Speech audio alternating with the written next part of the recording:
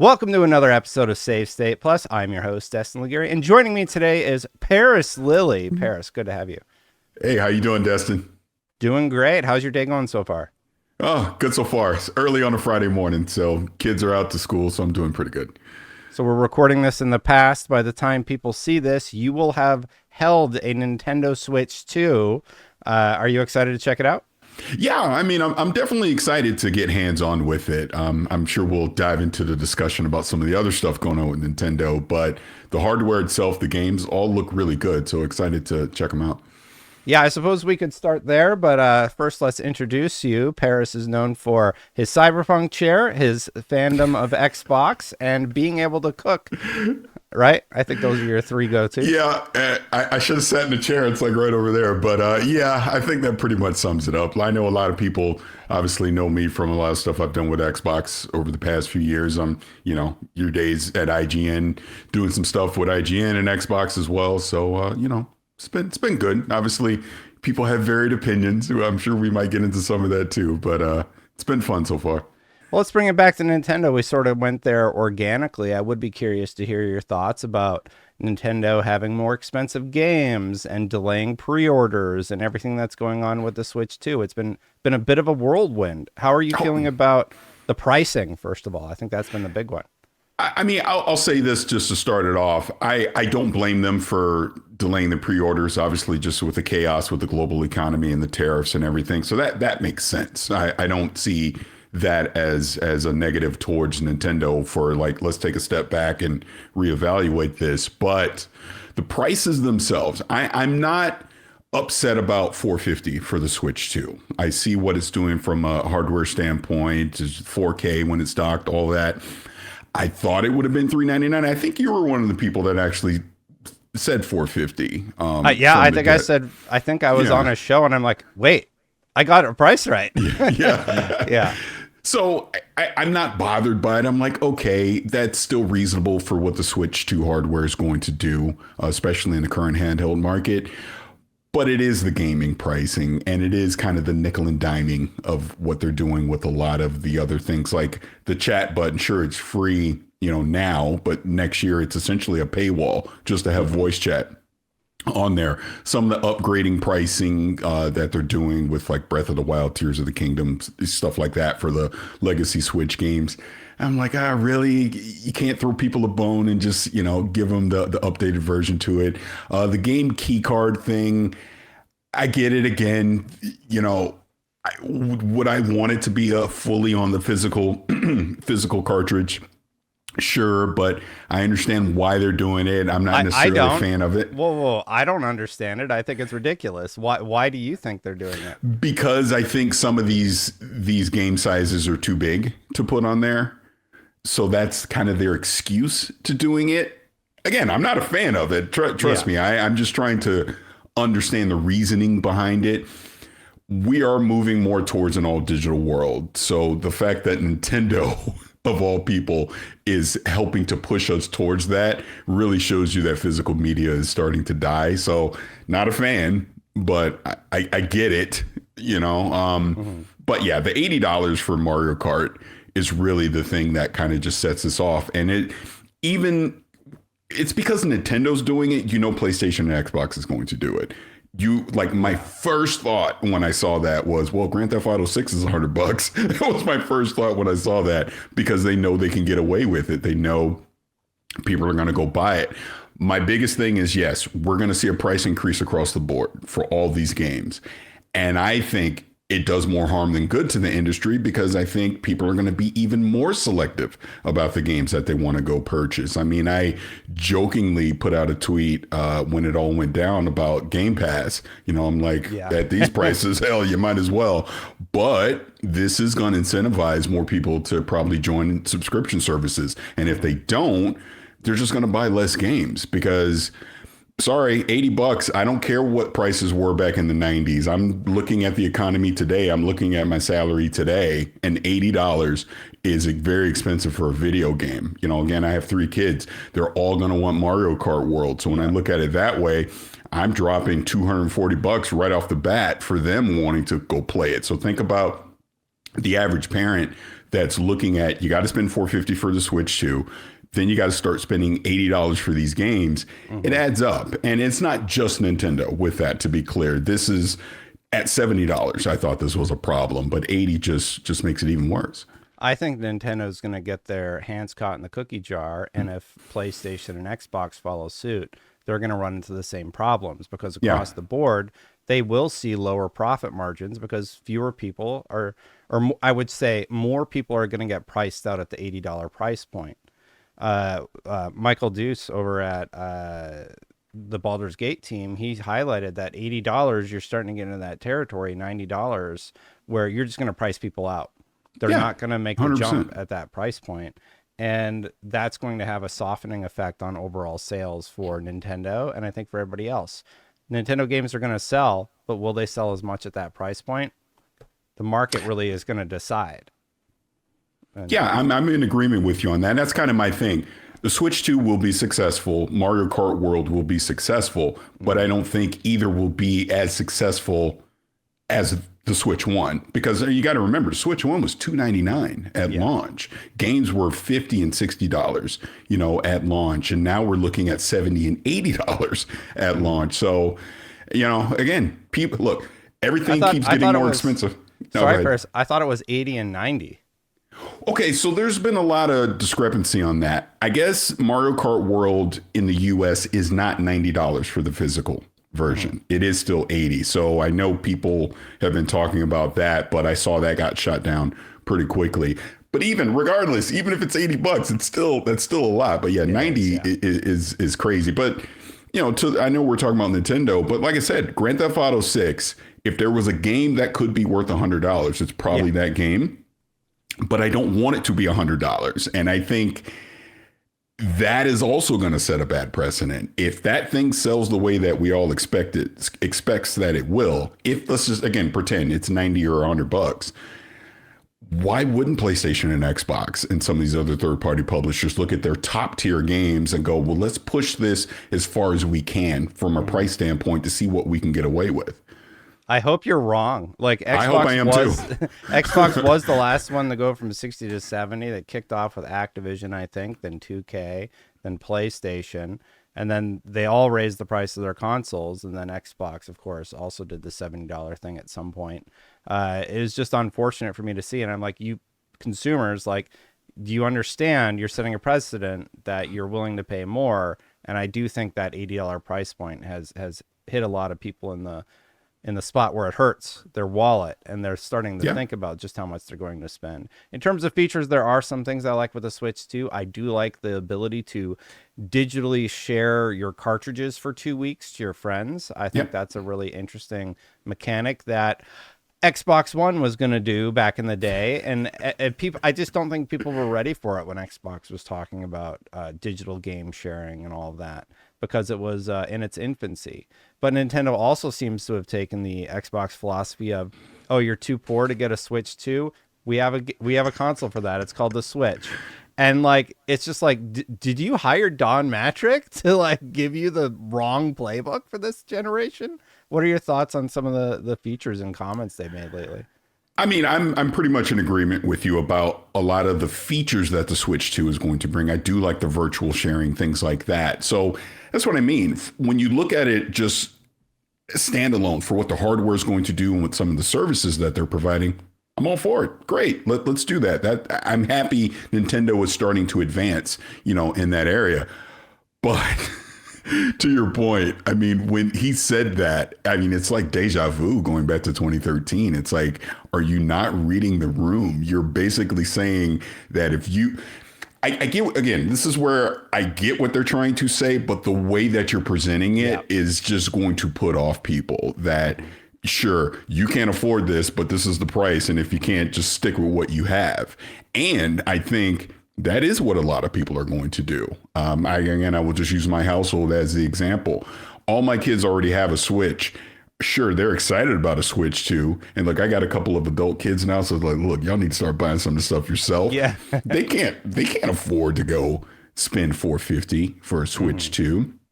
So they are probably going to stick with their original Switch. They are probably going to stick to their backlog of Switch games that they already have. So goes back to what I was saying previously.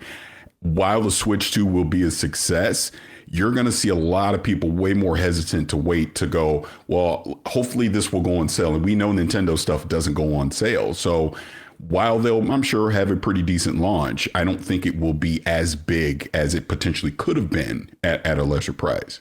Yeah. I do think that the Switch bundle I'll get just because Mario Kart looks great. I'll get the Mario Kart bundle. Yeah. Obviously, you save money on the game that way. But I'd be happy also with the 450.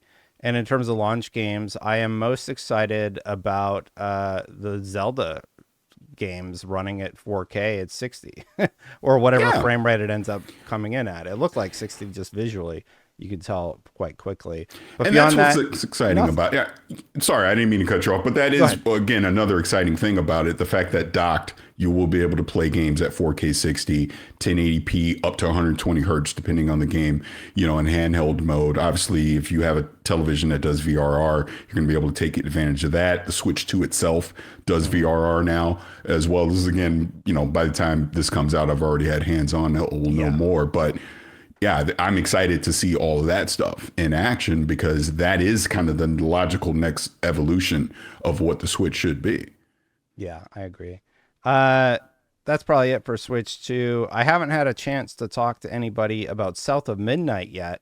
I've had a lot of thoughts. I've been getting roasted Yeah. on Twitter regularly because everybody seems to love the game. And I'm just like, this was a difficult game for me to play through, honestly, Right. from a story perspective. But let's start with something that I think we can agree on. I think that the graphics are gorgeous in terms of how they decided to design the world and design the characters. I think the art style really works well for South of Midnight, and I enjoyed that aspect of it a lot. Would you agree on that one? Yeah, I think we're in complete agreement on that. I mean, the art, the music, the sound in South of Midnight, all of that's incredible. Yeah. Hard to argue that the music is is not good. There were a few songs that were better than others. The only song that I thought was a little odd was full spoilers here, by the way. If you want to skip this segment, I do time codes for the episodes, so we're gonna go full spoilers on South of Midnight. There's a song after Benji kills or Rhubarb kills Benji by nailing him into the tree to die. Super fun stuff to experience. And then he sings a song about like, I remember my brother, the guy who you just watched me kill. And I'm like, okay, like this, I don't like you, like you just killed Benji. You seemed like a cool guy. Yeah, but besides that, I think the music's pretty solid, right? No, it is. And since we're in full spoilers, probably my favorite was Molly, the theme song from Molly, and how during that boss battle it escalates up and it changes pitch and tone and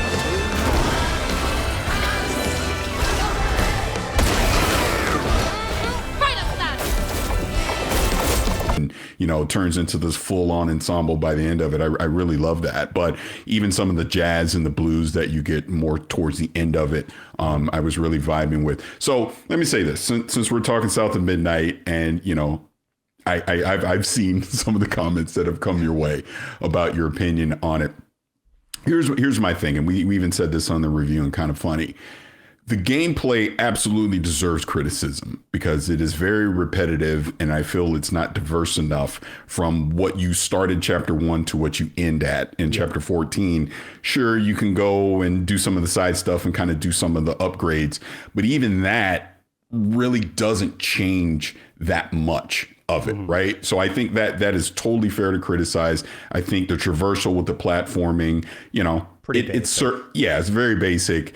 But again, each chapter is structured exactly the same way as well. So that also, I think, is fair to criticize. Clearly, Compulsion is leaning a lot on the other stuff that we've talked about that is great. The aesthetics of the art, of the music, just the ambiance of the sound. I also think even from a story standpoint with what Hazel goes through in her journey, it's kind of traumatic. It really is. Go ahead. I really want to dive into that because that is Yeah. one of the things that has been hardest for me to understand. So Hazel goes on this journey to find her mom, and I think the actors did a great job with Oh, yeah. Hazel and her mother and all the characters that are implemented throughout the story. So the acting is really well done. I really don't get why Hazel's mom, the social worker, isn't the one that's the protagonist in the game, because a lot of the stuff that we're talking about, it's what social workers have to deal with on a day-to-day. This picture, I could kill a man. Something's gotta change. I feel like a thread being pulled far too taut, trying to make the world a better place. Not for me, for her. I have to keep these kids safe. But we're seeing it from Hazel's perspective, and I don't understand why she's the one being exposed to these traumatic, and like you're talking about an inattentive mother. I think it's implied that she's like drank too heavy and wasn't paying attention to her kids. And her daughter drowns because she lets the kids watch each other, basically, instead of being an attentive parent. When the sister got her dress dirty again, Trey tried to rinse her off in the water. I don't believe Hazel's dad meant to do it. He just didn't count on how slippery she'd be. But he never forgive him. In a way, Trey lost his sister and his mama that day. Oh, no. And yeah, her daughter drowned. So you see a kid drown.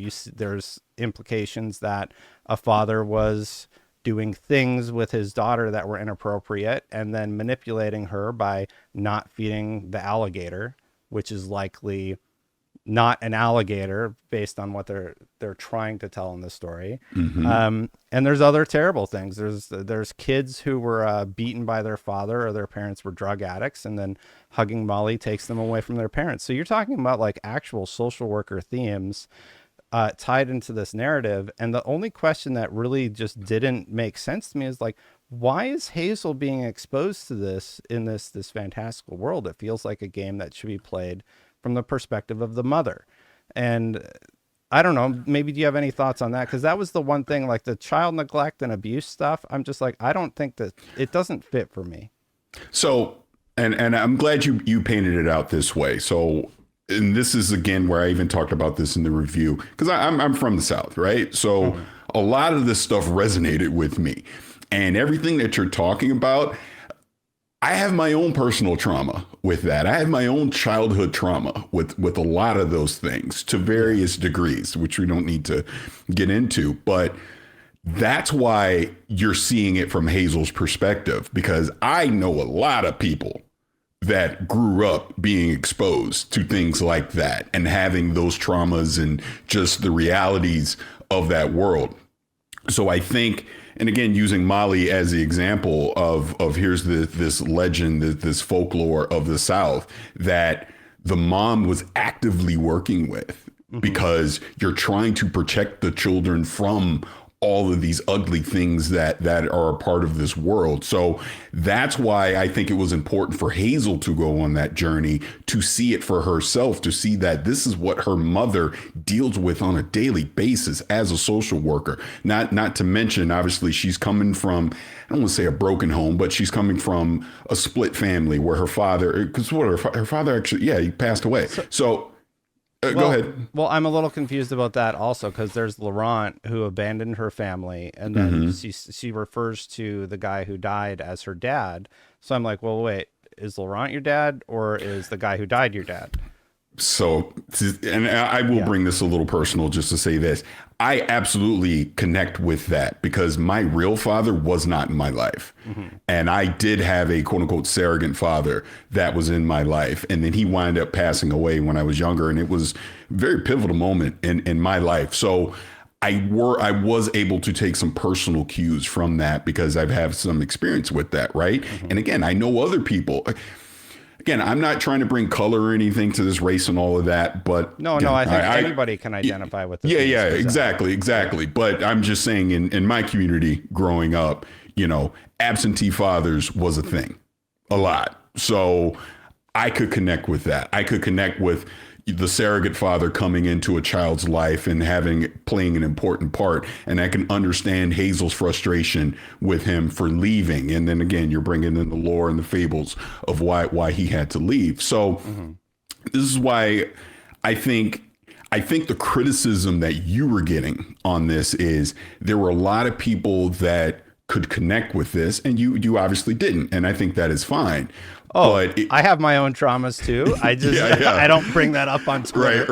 Right. Yeah. Right. But I think because it was a tale from the Deep South that we don't see a lot, I think, and I could be wrong on this, so anyone leaving feedback, this isn't meant to offend or try and speak for you, but I think people were thinking that you weren't allowing yourself to be educated on that region of the world and some of the stories and the myths that came from that. No, it was about how they implemented it. And to me, it didn't make sense in terms of how the story was told. It wasn't about like not being educated. I remember I was flipping about bottle trees. So there's the bottle tree implementation, and Rhubarb, mind you, the guy who killed his brother, who is never revisited again, is like, oh, I need all my bottle trees to keep the pain away or whatever. So you take the bottle, you bottle up the pain of all of these stories that you have, and then you shoot the pain at a cloud. I don't really understand what the cloud is. And I feel like there's a lot of lore and there's a lot of like interesting characters that are here, but I don't feel like they always do a good job of quite getting to that point where it's integrated in a way that clicked with me. The bottle tree, I'm like, okay, I'm bottling stuff up and I shoot all of that at the end of the game at the boss. I don't really understand what the boss was, or who the guy was before the boss. So like the end I also feel is weird, because at the very end of the game there's also a thing where she's like, well, I'm gonna go to Malorant and hang out with him. I'm like, wait, the guy who turned into a bird and tried to kill you? You're gonna go have dinner with Laurent? Like, okay. So yeah, I don't know. I was left. It wasn't about like the southern lore nature about that. It's how it was integrated, and I had to like go Google bottle trees and learn more about bottle trees. So yeah, I don't know. I must have just missed how it was implemented. I don't like have a defense for it. It's just how I felt, and it's not about like not wanting to know more about the South. I'm just like, I don't get this bottle tree thing. I don't understand what the mythology is behind the fish. Hugging Molly, I think they did the best with. I think Hugging Molly was pretty clearly explained. Yeah. The alligator, pretty clearly explained. The bird, obviously, they're utilizing his anger that he's unable to suppress as this bird that comes out and you fight that fantastical creature. But there were a few elements like how the story is interwoven with Hazel and her mother, and how the bottle trees were introduced that I was like confused by, especially in the beta when you're jumping in chapter 3. Yeah, and I agree on that. Like the preview to just be thrown in, it was a little confusing. But to kind of go back to what you're saying really quick, and this is a critique that I've had, and since we're kind of in spoiler territory, I feel like a chapter is missing, especially towards the back end of this game. Mm-hmm. Like, didn't you think you were going to get the backstory of the catfish? I know I did. Yes. I'm like, wait, who what? are you? Yeah. I kept waiting for that, and that never happened. I also feel that ultimately the grandmother was the villain of the story, right? And her ultimate conclusion, we let somebody manipulate her. And I always thought his character was about alcoholism, like escaping the pain of the world. So you're like, so I'm like, wait, so you sent your grandma to just like go get drunk so she can remember her dead child? And like, she's like, shouldn't she go to prison? Right. Yeah. And that's and a what lot I'm of saying. the characters should go to prison, honestly. Yeah. I felt like she in a way got her happy ending with no accountability or consequence as a result. I understand the way Hazel handled it. This is her letting go of all of that trauma and pain and everything, and she walks away. But I just feel like the grandma like you essentially you win. You get to, even though it's a pretend world, you get your happy ending in that way. So I thought that was a little off as well. So I can totally understand where you're coming from on that. Like there were some confusing story elements, especially towards the end, where I'm like, wait, what? Why aren't you answering this? Why did you leave that hanging thread? Because I feel like, and I know some people disagree, I don't see a reason to go back and visit this world anymore. I feel like you've told that story of Hazel. So I wish there was a little more resolution to this, because the questions that I still have doesn't necessarily, I don't need a sequel to tell those stories, right? Because they were kind of one-off answers. Like, again, the catfish. Tell me a story. I want to know his backstory. How did he end up this way? And we never get it. Yeah. Well, my biggest criticism, though, I'm glad you allow me to be stupid in terms of the lore and like not understand it and just be earnest with somebody. I haven't had the chance to really talk to anybody and just work through everything. But yeah, go ahead. No, I was just going to say, I mean, look, social media is social media. We know people are going to be very loud with their opinions about that. But I think the fact that you're coming at it from this perspective, it opens up to, hey, let's have a conversation about it. Let's try and understand, why you're feeling this way versus why. I'm like, well, no, actually, here's how I feel about it and why. And I think that's fine. That's the whole point of storytelling and trying to understand, regions of the world that maybe you don't have experience with and why certain things happen the way that they do. Mm-hmm. Yeah. I definitely understood. I watched the clip that Girl Pants PR put out there about how she needed a break after like a while. And I also felt that way. I don't know if I'm a big softie, but something about seeing kids drown just wipes me out. Like, I don't really, I needed a break after that. And I tweeted out, I'm like, I don't know if I want to finish this game. Cause it was like the third instance in a play session of child abuse and neglect. And it culminated with this child dying. And I'm just like, is this the rest of the game? Like, is it just terrible things happening to kids? And it is. Yeah.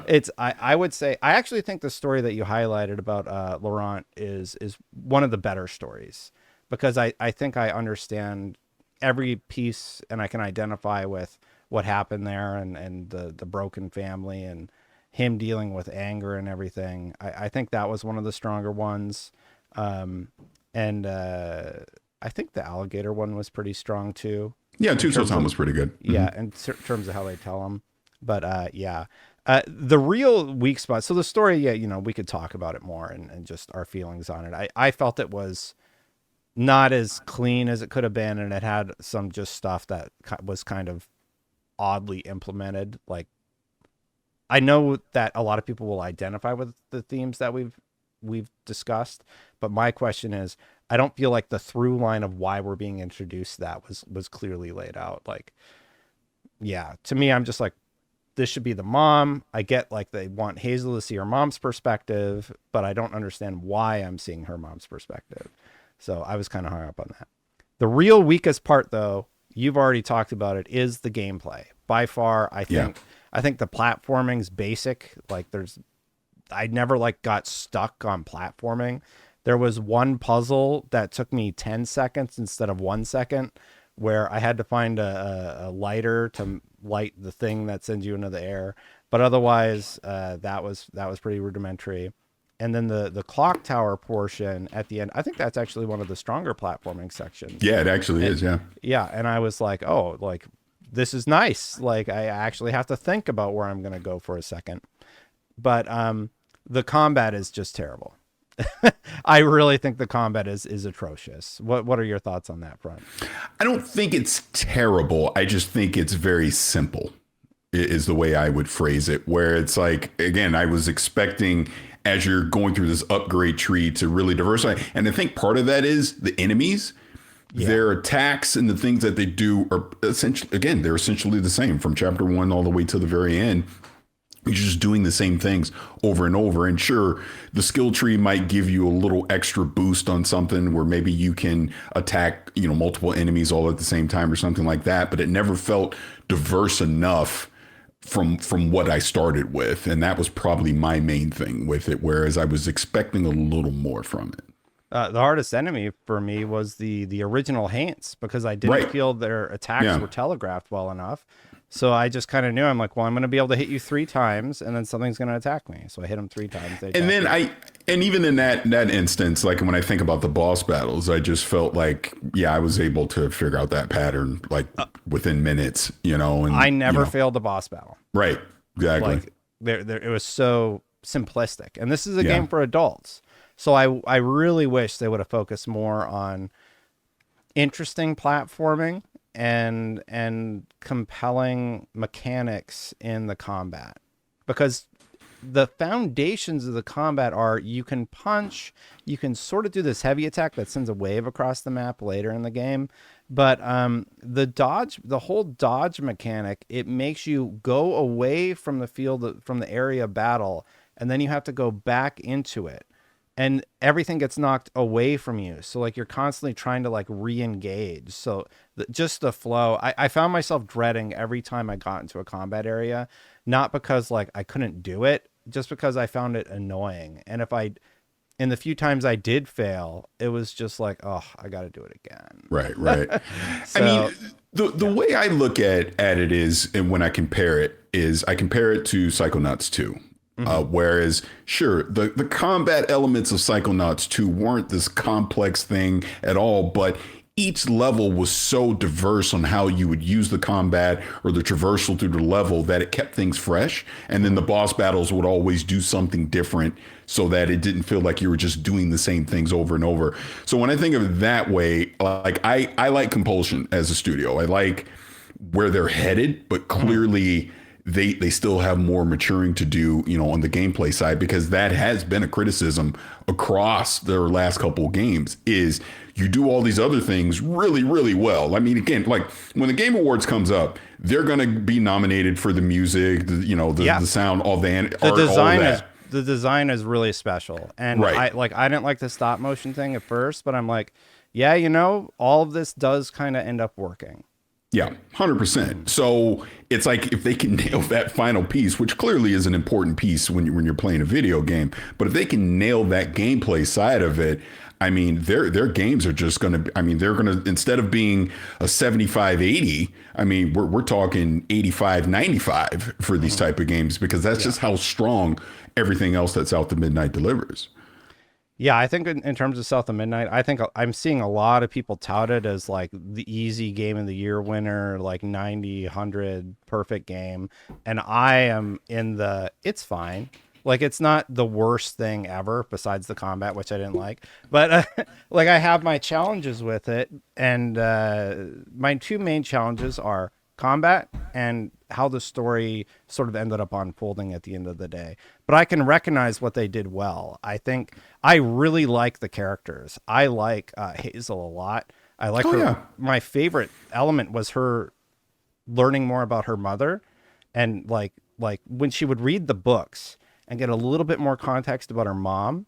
I like that a lot because it's like a parent and a child reconnecting with each other. So I like that quite a bit. But it's just the overall themes of the children getting hurt. It's hard for me to process, and a lot of people will tease me as for parents. that, but, As parents, as I'm playing, I went through the same thing. I was like, oof, you want to walk away for a little bit and come back to it. yeah, that's what I did. I am glad I finished it though, because Same. I'm very happy that I played South of Midnight. I definitely think it is worth people's time to experience and play, and just go in understanding that sure, it's not a perfect game. It's going to have some flaws.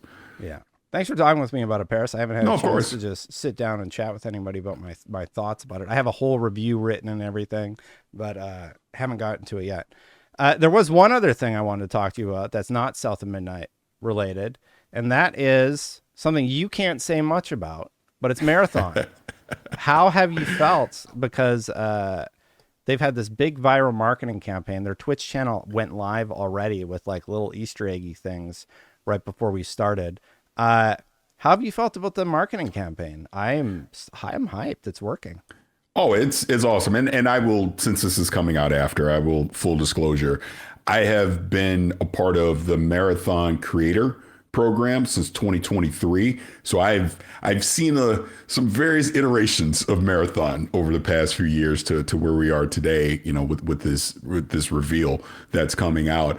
But yeah, again, this is classic Bungie. This is what they're really good at, getting the community engaged, getting people excited, getting us to do the work to unlock some of these things, and people feel like it's well worth their time to do. So I'm expecting a great reception from the reveal that'll happen on Saturday, and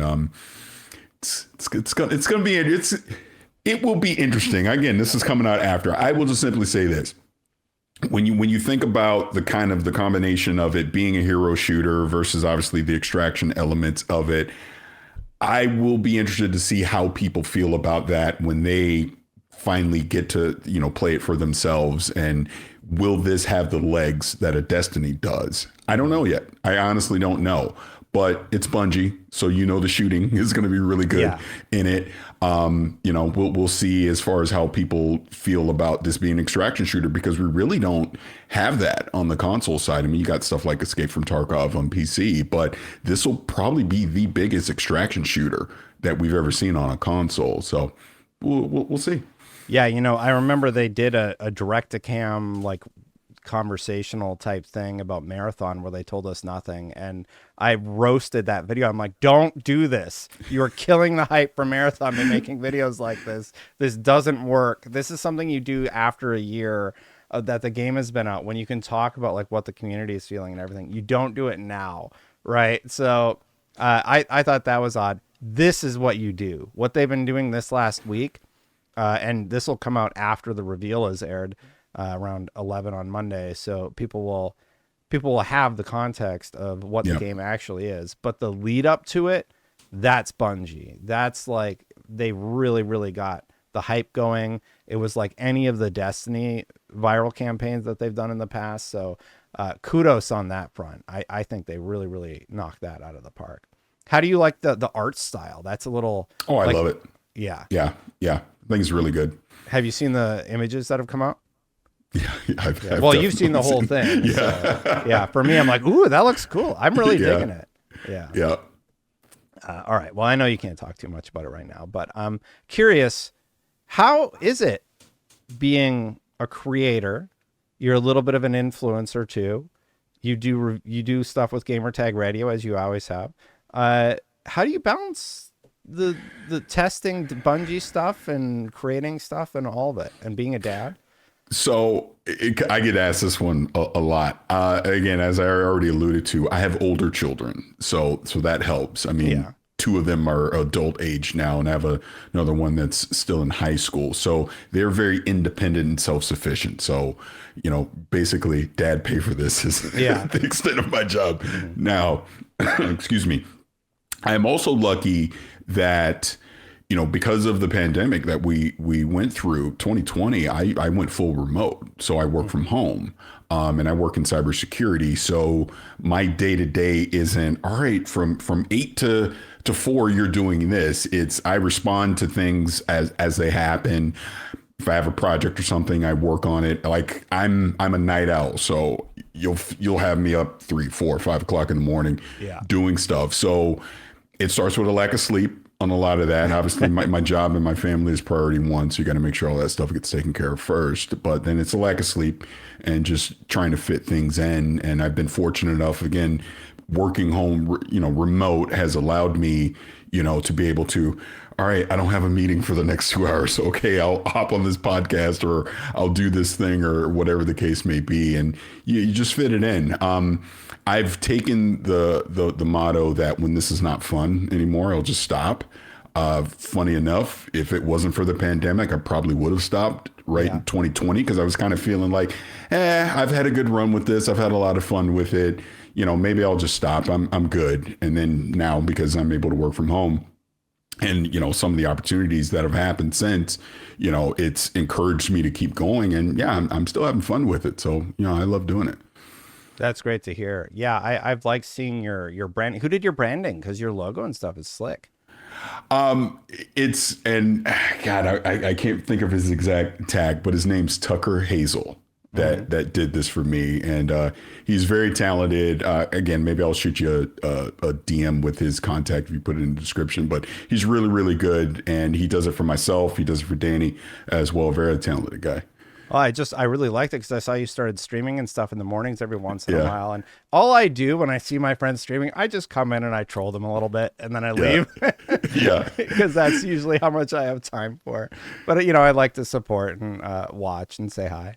So the graphics are slick. He did a good job. Yeah, he really did. Really talented. What do you recommend to people that are trying to break in? Because, you've been doing it for a while. I remember we had you on Fire Team Chat way back when, and we did Unlock together and every once in a while. And then you've kind of become more prominent more and more as the time has gone on.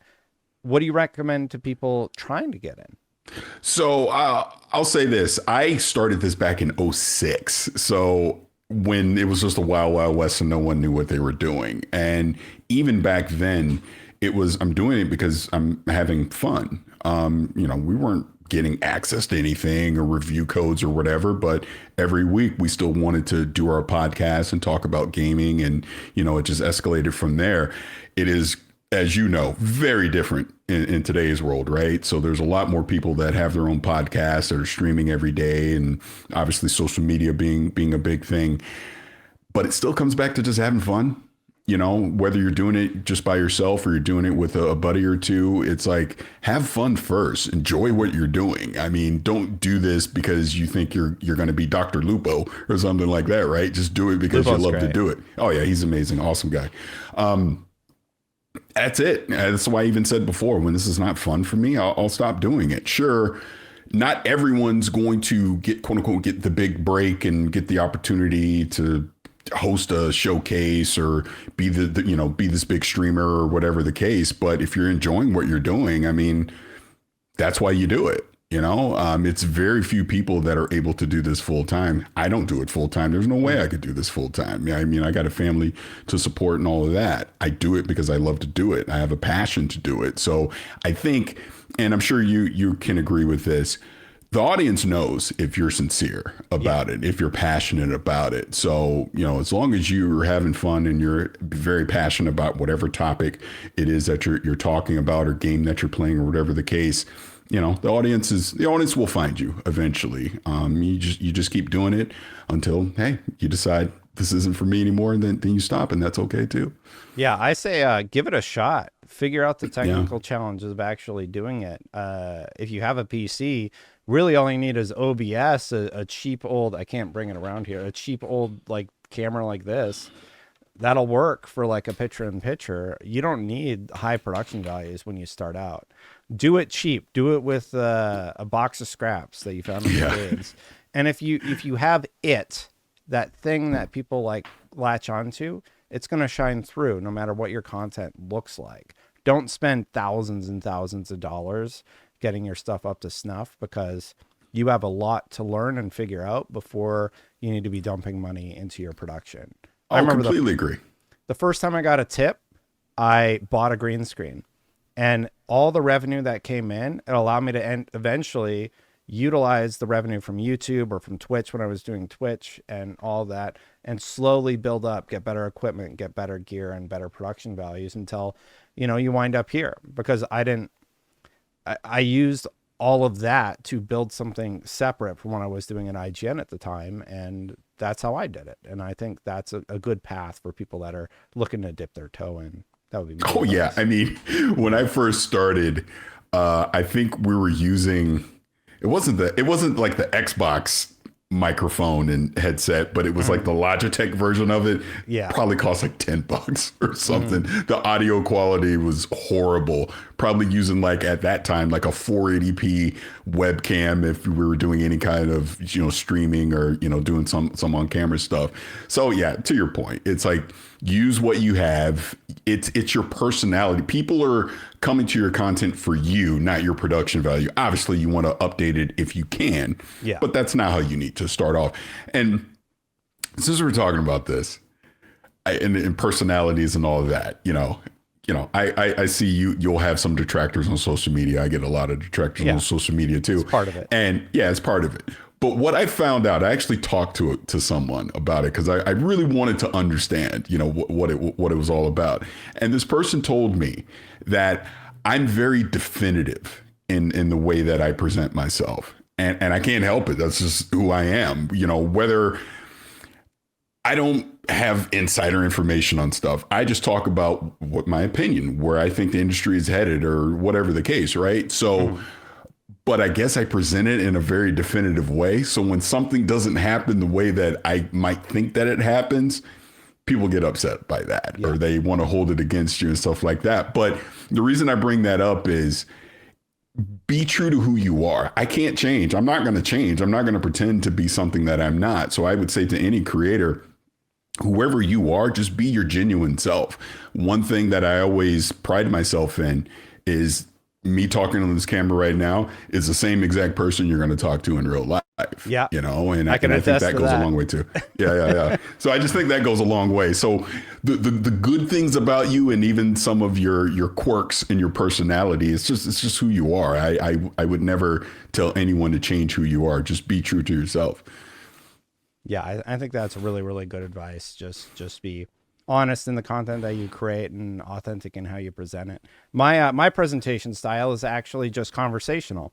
I just create the content as though I'm speaking to a friend, and sometimes I make mistakes. And what's really interesting, you'll see people like just pile on you and like get super upset if you make a mistake about something. Well, I knew that. How did he not know that particular thing? It's like, okay, you make video content every day for a year, and then every time you make a mistake, like, see what happens. Like, people are going to latch onto that thing. So what do? Do you pack it up and go home?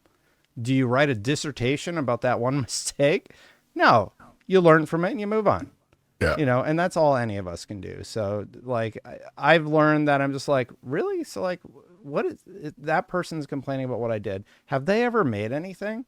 No, it's just an anonymous Twitter account. Like, I'm going to keep doing what I'm going to do. Video did well. Most people gave me some shit for making a mistake, but I can take that. That's fine. And I'll move on and grow from it, Yeah. I mean, that's part of it. Like you alluded to earlier. I mean, we're public facing. So you're going to have people that are going to provide critical feedback. You're going to have detractors. That's just a part of it.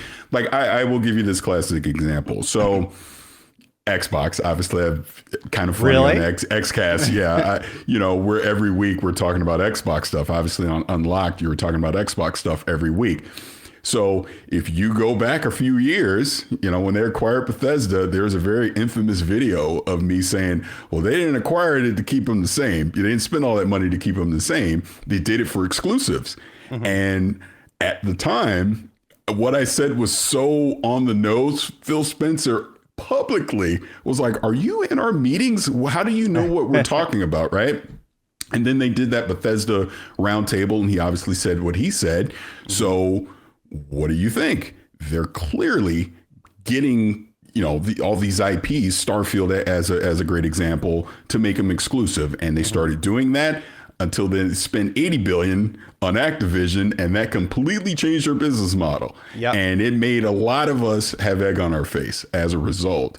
So your opinion changes because you now have new information. Wait a minute. No, Phil called you and he paid you a bunch of money to change your opinion. No, it's just like you get new info and like, what are you going to do? Oh, why'd you change your tune? Because I got new information. Yeah. Like I would like, of course I don't have the old stance. Yeah. Anyway, sorry to interrupt you. No. Because I laugh at it too. That's exactly it. You get new information, so your opinion changes on it, but people want to hold you to something that you said when it was valid at the time. Like even more recently, a year ago, honestly, I did not think they were going to go completely multi-platform. I didn't. Mm-hmm. I really did. And I thought, they'll bring a few old games over. It won't be because I remember people got mad that I thought it wasn't a big deal that Hi-Fi Rush, when the rumor started, was going to go. And I have an infamous quote where I said, if Halo and Gears and Forza goes and you're an Xbox fan, to get your pitchforks or whatever the hell I said, you're allowed to be upset. And I still believe that. I think it is very valid that if you bought an Xbox in 2020 or 2021 on the reason being the only place I can play Halo or Gears or Forza is if I have an Xbox, and now a few years later in the generation, they pivot and say, no, there's no red lines. You can go play wherever you want. You have a right to be upset over that. I think that is very fair to be upset over, but some people agree with that. Some people don't. And it is what it is. Obviously, you talked to Phil. I talked to Phil, a few weeks back, and he's made it pretty clear. All these games are going to be everywhere. My critique of that is, as a gamer, great. Play wherever you want. I really don't care. But I do think people that made an investment into Xbox, you doing it in the generation and then not go, well, this next generation, we're putting everything everywhere else. I think that's fair because now you can make an informed decision on what hardware you want to buy. So I get it. I get the people being upset about stuff like that. And I feel like I'm pivoting off the original point, but no. I'm just saying that people will hold you accountable to certain things that you may say at one point.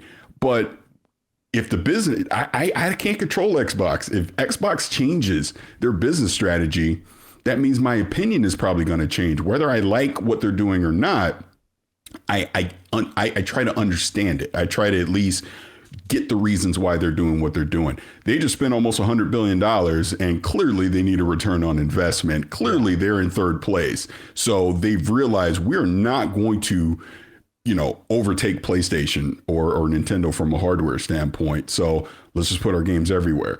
It'll be interesting to see because, when I asked Phil about, well, then why the hell am I buying an Xbox? Mm-hmm. This innovation, let's see. I mean, I will be very curious to see what that's going to be in the next generation. Is it this hybrid Steam Epic Store thing? Is it the handheld? What is it? I don't know.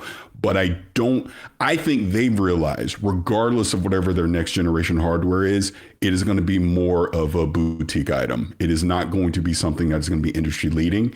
Some people will buy it. I'm sure they'll still probably have a good 20, 30 million people buying their hardware, but they're not going to hit 100 million people buying whatever it is. So put it on the competitor's platform and let the consumer make a choice. I think it's going to be really interesting. And I think they're shaking up the industry in a way that could set them up for future proofing, but time will tell. It's going to be interesting to see how it all shakes out. Parris, any last thoughts or anything you wish I would have asked you about? No, I think we got everything in there that I would have, but I will ask you this. Okay. Now that you've, and I think Paul Tassi asked you the same thing, but I'm going to ask you too. Going independent now, how's it been going? It's been going well. Yeah, it's exactly how I thought that it would go. It's like everything's holding where I had hoped it would hold. The one thing that's been really, really hard, though, is time management for me. It has been really hard for me to take a review, because if I take that review, it means everything else waits, and I have to focus on that and getting my thoughts together on that.